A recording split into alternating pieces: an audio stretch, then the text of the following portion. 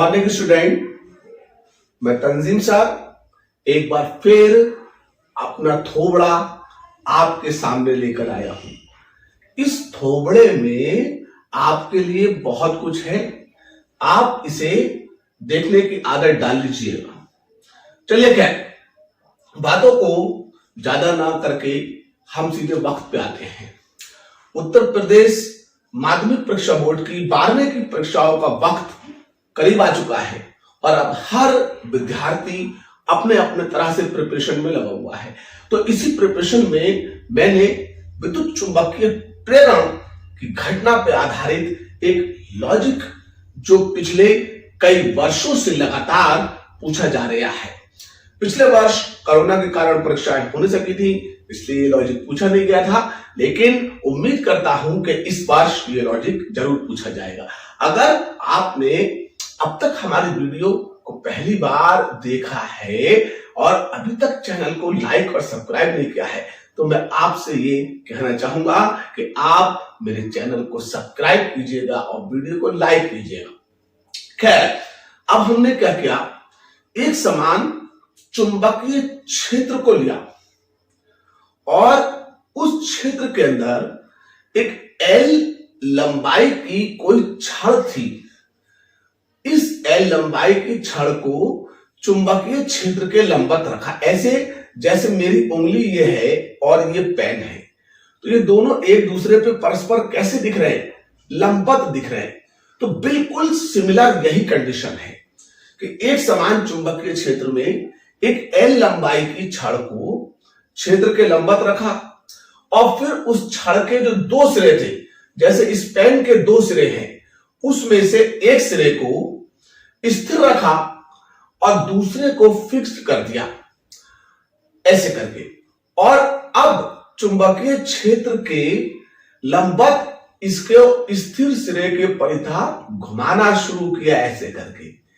स्थिर सिरे के परिधा क्या किया, घुमाना शुरू किया।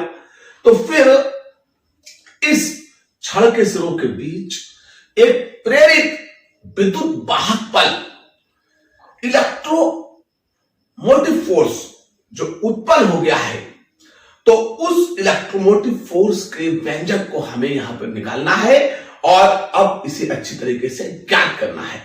तो देखिए, हमने क्या किया, एक समान चुंबकीय क्षेत्र को बोर्ड पर क्रॉस के निशान से दर्शाया है। तो इतने हिस्से में जो क्रॉस के निशान लिए हैं, वो सारे के सारे निशान एक समान मैग्नेटिक फील्ड के हैं और उसमें मैंने O और P दो सिरों की L लंबाई की एक छड़ को रखा। जैसे ये एक पृष्ठ है और इस पृष्ठ पर मैंने इसको यूं करके रख दिया है, इस तरह से, ठीक है। हां, अब देखिए, जब हमने इसे छड़ को रखा तो अब हमने इसे क्या किया, चुंबकीय क्षेत्र में एक सिरे को स्थिर रखकर घुमाया। तो इस तरह से घुमाया, जैसे इस पर ध्यान देंगे, ऐसे करके पेन है और इसे ऐसे करके घुमाया है। तो जब ये घूम रहा है तो ये इस पृष्ठ का क्षेत्रफल घेर रहा है, क्योंकि इस पृष्ठ के पास क्षेत्रफल है, और साथ ही साथ एक वृत्तीय पथ ये अपनी नोक पर बना रहा है और परिधि पे चाप चल रहा है और उसकी लंबाई त्रिज्या में बदल जा रही है, क्योंकि जब ये पेन एक सिरे को रखकर घुमाया जाएगा तो अभी जो इसकी लंबाई है, तो जब ये घूमेगा और घूम के पूरा एक गोला बन जाएगा तो इसकी लंबाई जो है वो काय में बदल जाएगी, त्रिज्या में। तो फिर जो घुमाया हमने इसे P से Q तक जब पहुंचाया तो इसकी लंबाई तो इसकी त्रिज्या बन गई, जिसे हमने OP का नाम दिया है, और P से Q तक जब ये पहुंचा तो वो छोटा सा आर्क दिख रहा है, वो चाप हो गया रेखीय पथ, और अब जो केंद्र पर फिक्स्ड सिरे पर जो इसने एंगल डिटरमिनेट किया है, कोण बनाया है, उस कोण को हमने डी थीटा कह दिया, और फिर इसने जो यहां से यहां तक का एरिया घेरा है, क्षेत्रफल, उसे हमने DA कह दिया है। अब हम देखते हैं आगे की तरफ, तो चाप P से Q तक था, त्रिज्या O से P तक थी और कोण d थीटा था।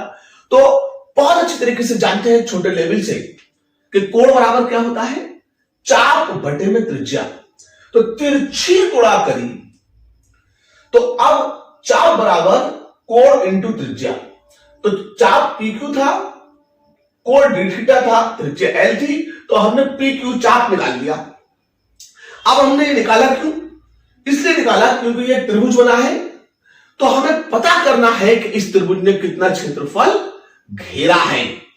इस त्रिभुज ने कितना क्षेत्रफल घेरा है, तो उस क्षेत्रफल के लिए हमने उस त्रिभुज को यहां पे निकाला। और त्रिभुज का क्षेत्रफल सब जानते हैं, कोण के सामने की भुजा यानी कि ऊंचाई और कोण का त्रिभुज का आधार और बटे में 2, तो उसका क्षेत्रफल 1/2 आधार गुणा ऊंचाई हो गया। क्षेत्रफल को डी है, 1/2 सूत्र का है, आधार उसकी लंबाई L हो गई और ऊंचाई उसका चाप PQ जो निकाला था वो हो गया। अब PQ के मान को यहां से उठाया और यहां पर रख दिया। तो इस तरीके से 1/2 पहले से था, L पहले से था, PQ की जगह पे L d थीटा रखा, तो हमें एक इक्वेशन और मिल गई। अब यह हमें त्रिभुज OPQ का क्षेत्रफल मिल गया। अब चुंबकीय क्षेत्र में है, पृष्ठ के पास क्षेत्रफल आ गया और चुंबकीय क्षेत्र पृष्ठ के तल के लंबवत गुजर गया, पृष्ठ के तल के लंबवत गुजर गया। और according to the definition of magnetic flux, चुंबकीय फ्लक्स की परिभाषा क्या कहती है? चुंबकीय क्षेत्र में स्थित किसी पृष्ठ के संपूर्ण क्षेत्रफल से लंबवत गुजरने वाले चुंबकीय क्षेत्र को उससे संबंधित चुंबकीय फ्लक्स कहते हैं। इसे फाई से रिप्रेजेंट करते हैं और फाई बराबर BA। तो ये हमने चुंबकीय फ्लक्स का सूत्र देखा। अब इसमें हमने वो साइड इसका डिफरेंशिएशन किया, तो इसे हम कहते हैं अपकलन करने पर।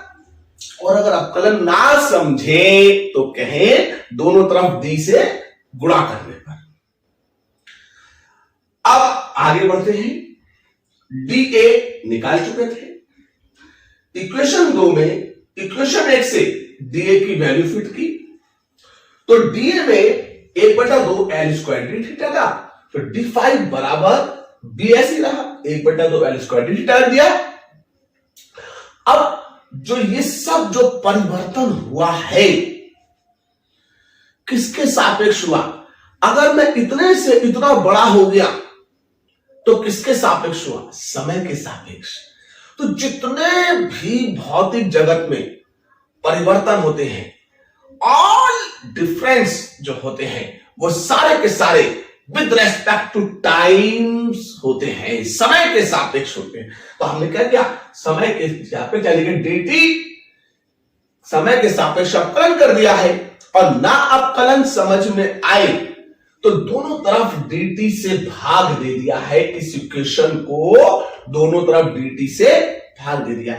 Now d5/dt according Faraday law, Faraday नियम के अनुसार d5/dt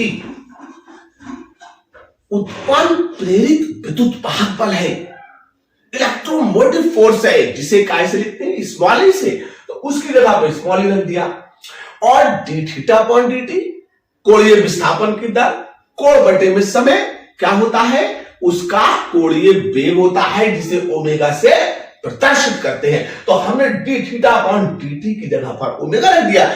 इस तरह से हमें चुंबकीय क्षेत्र में क्षेत्र के लंबवत रखी छड़ को एक सिरे के परितः घुमाने पर छड़ के सिरों के बीच उत्पन्न प्रेरित विद्युत वाहक बल E बराबर 1/2 L² B ओमेगा प्राप्त होगा। और ये अब छड़ के सिरों के बीच उत्पन्न प्रेरित विद्युत वाहक बल कहलाएगा। यूपी बोर्ड की परीक्षा में खूब पूछे जाने वाला ये एक लॉजिक है। उम्मीद करता हूं कि ये आपकी समझ में मैंने अपनी तरफ से पूरी तरह से समझाने की कोशिश की और आपकी समझ में आ गया। तो आज की इस वीडियो में बस इतना ही। अगले सवाल का मेरे इंतजार देखिए। बहुत जल्द मैं आपके सामने आऊंगा। तब तक के लिए जय हिंद, जय भारत।